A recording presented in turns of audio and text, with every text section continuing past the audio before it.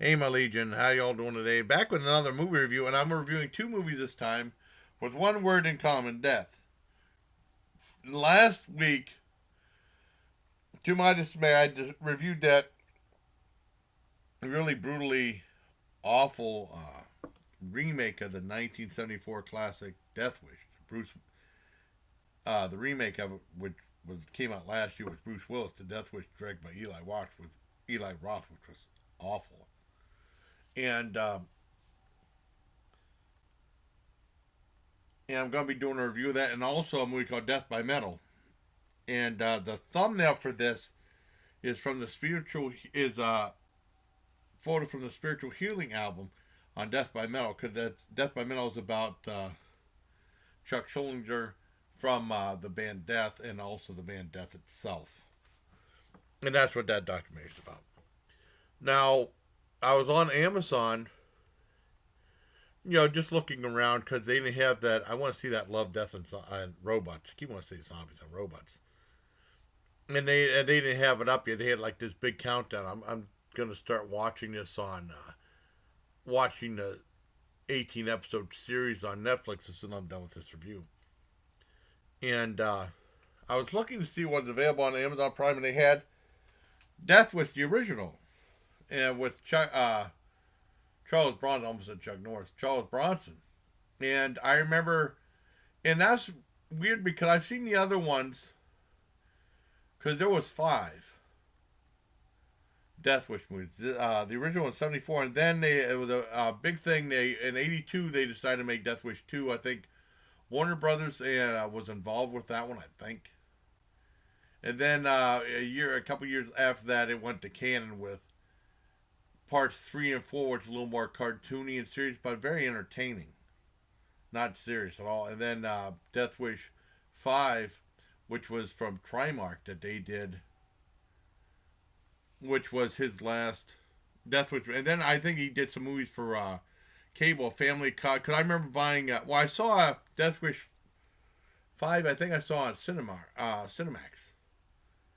I remember they were talking about it coming out. It didn't have a big release. It was Trimark was such a smaller company. I don't even know if it played in here. It might have, but I don't remember. And what was I gonna say? Yeah, I remember buying it on DVD as a part of for $5 as part of a double one DVD of that and Family of Cops 3. I guess he was doing stuff for cable like Family Cops series with had Joe Penny in it. I've only seen part 3. I would love to see part 1 and 2 because I love Charles Bronson. Well, anyways, it was weird because the only other time I saw Death was we rented it in the '80s when we had from Home Video Exchange in Edinburgh.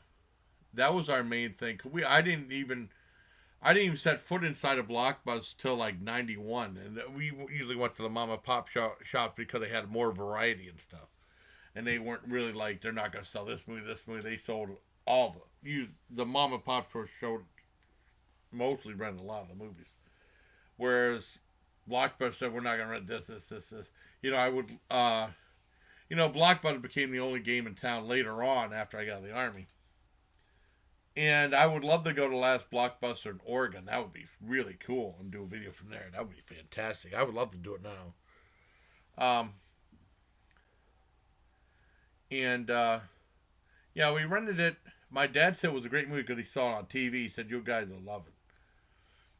And then we rented it, but like I said, he only saw it on television.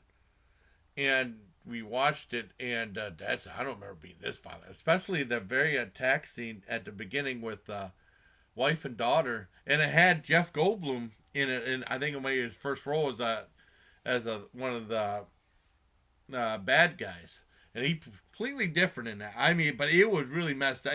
It was pretty mean. I thought Eli Roth being like the king of these mean movies and stuff like that, like Hostel and stuff like that, would he held back and it was pretty restrained what he put in his death, and then, but all the acting was so bad in the Bruce Willis one. Bruce Willis was like Chris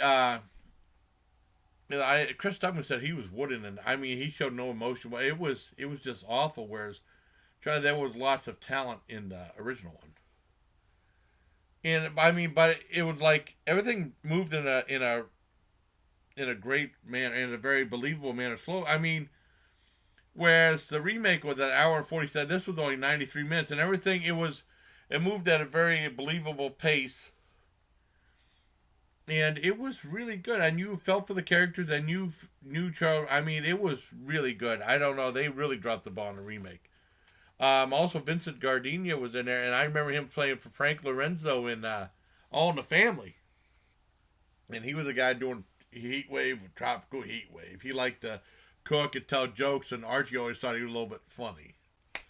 He was. I don't know if he was his neighbor or something like that. He was in a few episodes. And I saw him about this time, and it was weird because some things I didn't know about the movie. I was shocked Jeff Goldblum was in it because I didn't know that. Jeff Goldblum was recognizable right away, and I noticed Christopher Guest, who you've seen like movies like Waiting for Guffman and Spinal Tap. He played a patrol officer toward the end. It was a real small role. He was unrecognizable. I even had to look on IMDb to see where he was because he was unrecognizable. This is back in '74, and it was cool. He was in there, and then Boom Boom Washington from Welcome Back, Kotter had a small part as a thug at the end of the movie. So we had a lot of good actors in there. There might have been I've seen in a while. Especially, I was really surprised with Jeff Goldblum because I remember renting it because Jeff Goldblum was a lot different even back then in the late '80s.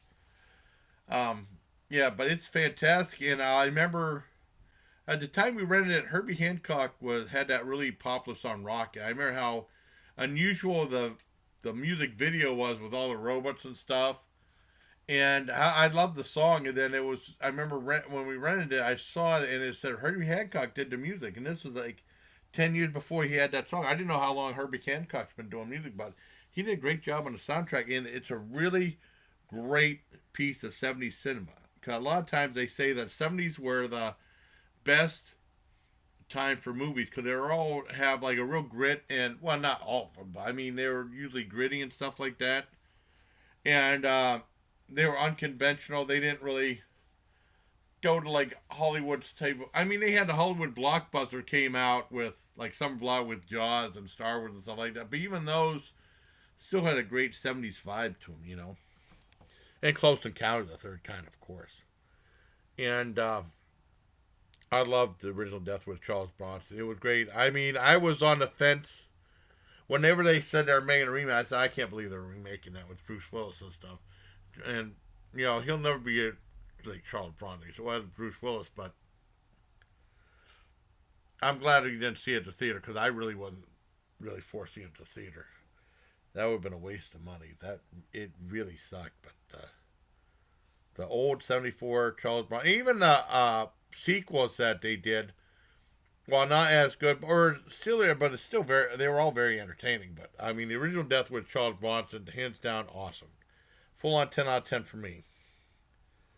Now next I want to talk about Death by Metal, and I found out about this through looking more into the Death Wish because I want to see some of the other sequels, especially Death Wish 2. They played a lot on Encore and stuff, and it's like, well, now you have to have a start. It's weird on Amazon. You have to have a subscription to this, subscription to that. That's really a bad thing. I just wish you just watch the movies. You have Amazon, just be able to watch the movies without having to pay this or subscribe to that or rent this and all. You know what I mean? That's one of the big problems with the streaming stuff. There's so many limitations and rules and stuff. And and sometimes a way to charge you more money for different things. Or with Shudder, there's lots of channels that have horror films. Shudder's a paid service, so they're actually where you could see something like maybe Dead or Buried on a stream. Now Shudder has it, so you have to buy a Shudder subscription to watch that. And that's the movie from '82. You shouldn't have to pay a subscription to watch Dead and Buried. I'm sorry. Well, anyways, Death by Metal is the documentary about the band Death, primarily about the founder and lead singer Chuck. I always have problems with the name Chuck Schuldiner. Pronounce the name, and they don't pronounce it that much in the movie. I thought they would. And it talks about how he started out as teenagers playing and rehearsing in their parents' in his mom's basement. And their parents wanted to like soundproof it so the neighbors wouldn't complain so much. And his mother was really into even though he was real brutal death metal at the time. And this is before death metal really truly existed. And they didn't really sell anything like that at record stores. And they were talking about the magical world of tape trading, where he put a tape mailed away of one of his demos. They made a bunch of demos and stuff like that, and send it, and hopefully the other person will send him a tape back. And I guess they made some demos of T-shirts, and they sent this one play. Asked the guy if he could sell them independently, and the guy said, called the next day and said, "Yeah, we're all sold out." And from there, they end up getting doing a more professional demo called Mutilation, which I never heard that one before. And they end up getting signed by a label called Combat, and they did Scream Bloody Gore, which I was a big fan of. And from that, well, I'll tell you, I first heard about Death in either 80, when I was in Germany, 89 or 90. We had the PX, and the PX actually was pretty good at selling, they sold a lot of grindcore, which was really cool. Death metal, not as much, but grindcore, yeah. And they didn't sell Guar or something like that. There's some band they didn't sell, but they sold Napalm, a lot of Napalm Death and stuff like that, which was really cool. Big Napalm Death, and they were talking about the whole grindcore scene coming in around that time. And in Germany, somehow me and my buddy Jeff, who became a famous drummer for a bunch of bands and stuff, we went to a place called Osterholz Scharmbeck, and they had like a little mall in there, and they even had like a video rental place, but that was all for stuff just in German, you know. And they had a CD record place called Die Schallplatte. And I remember seeing a Spiritual Healing album, and the guy knew what I liked, and he said, "Why don't you check this out?" And I said, "Okay, I'll get that." That was the first Death album I ever got. I got that. And I remember at the same place they had Combat had something called Ultimate Revenge 2, because they had a couple of video series about that. Well, no, I got when did I first hear about that? I might have heard about it through Metalhead or something like that, Ultimate Revenge. And there was a bunch of bands, including the band Death, that was like a double.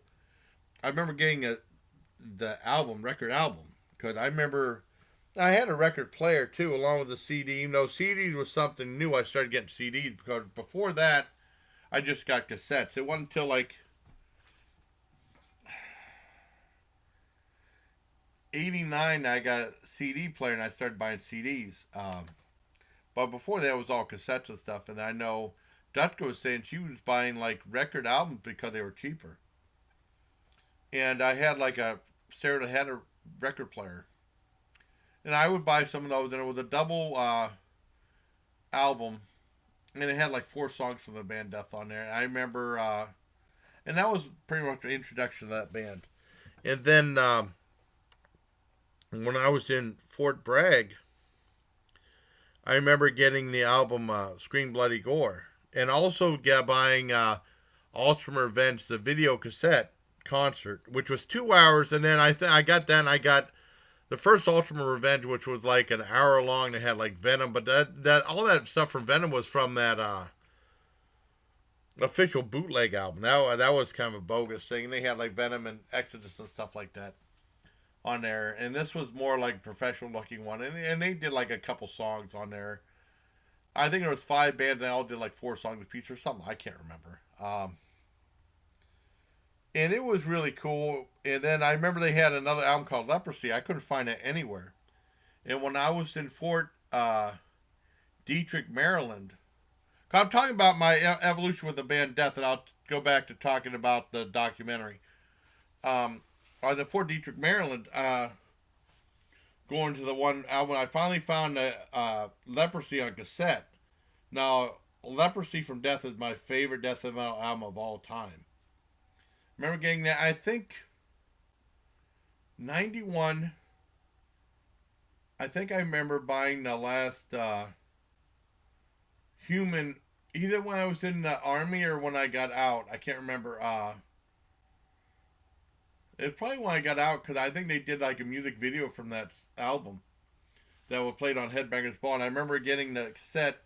Now, Human was he got away from, it was still a brutal album, but he got into more of the technical melodic death metal where I just wanted to, I was pretty much more, because I was spending my money on it. I wanted something I really liked. I did enjoy the Human album, but I wanted to get like the more brutal stuff, so I stuck more with, I went in a different direction. I stuck more with stuff like Cannibal Corpse and Pungent Stench, which I found out about 92, 93. And then they did a couple more albums, like Individual Thought Patterns. I didn't buy that. And then some other albums. And I remember buying a DVD from Nuclear Blast, because they ended up going to Nuclear Blast of, I think it was just Death in Concert. And it was like a very bare bones hour-long thing. I really enjoyed it.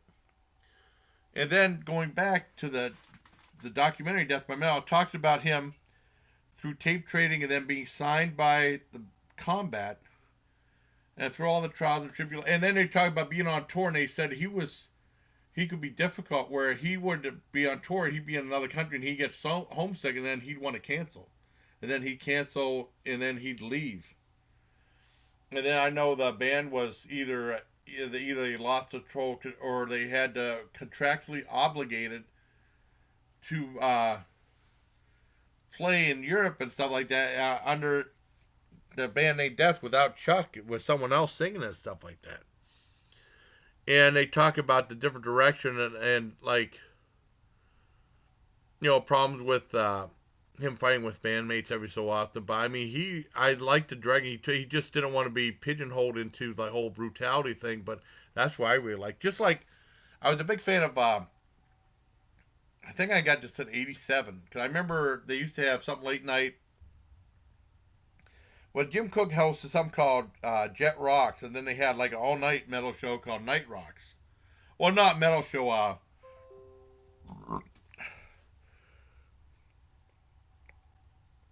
No, see, I'm getting notifications again. Not Night Rocks, and then they'd have like metal every so often. They were playing like stuff like Run the Light from Trouble. So I was interested in the band Trouble from that great song. And then Voracious Souls from Death Angel. I remember before going in the Army, buying the cassette Ultraviolence from Death Angel, and I love that album. And I was so excited when I was in Fort Detrick, Maryland, and I got that Frolic Through the Park, which I was really disappointed with. And that kind of lost my interest in the band, even though I did get Act 3 on record cassette. And like that, and sometimes that happens. You'll get one that's like, and then there'll be an album like, what the hell is this? Or Entombed had the same difference album. Like, what's this? But I always respected the band Death and what he did and stuff like that. I mean, even the more technical stuff, I still enjoyed it, but I mean, I didn't want to buy it. YouTube is like, I mean, I still never listened to Symbolic or, I think I listened to Individual Thought Pattern. I didn't buy the cassette. And I didn't listen to, they had Symbolic and Age of Perseverance, and then he did something called Control Denied. He wanted to take a different type of album and go like, they would said like more 80s power. And I never knew about Control Denied through Nuclear Blast, and that sounded more like Queensryche to me. And then they talk about him getting sick. I know he had brain cancer, and then sadly he passed. They did all they could, and and it was a kind of a sad ending. But I have nothing but respect for Chuck for what he did, and I do like the band Death, but I think a lot of people, whenever Human and Individual Thought Patterns came out, they went in a different direction, and I don't know if they probably lost fans and stuff, but I still liked their stuff. But I thought the documentary was pretty brilliant. I give it a 9 out of 10. I really enjoyed it. So I hope you like this long movie review. 2 reviews. Death Wish. The original Death Wish, 1974. I highly recommend it if you haven't seen this one. But Charles Bronson is awesome. Much better than the lame remake. I hated the remake. And of course, Death by Metal. It's fantastic. So until next time, buddy. I mean, they're coming out with a lot of these documentaries about these bands. I didn't know they came out. I found out about the Violence one a few months back on YouTube just by accident. I didn't know they made this one out because they don't. A lot of these, independents, they don't put out their a lot of the metal documentaries. They don't really. There's a couple that gain attention and stuff. Like have a real studio behind, but you have to just find them and look for them because you don't see them published that much. I mean, you hear about Anvil, the story of Anvil, the Lemmy documentary, stuff like that. But I mean, that was real. I mean, but this I just found out by accident. I'm glad I did. So I hope you like this double movie review of Death Wish, the real Death Wish, 1974 Charles Bronson, and Death by Metal, the documentary about Chuck Schuldiner and the band Death. So until next time, bye, please. Take care, my liege.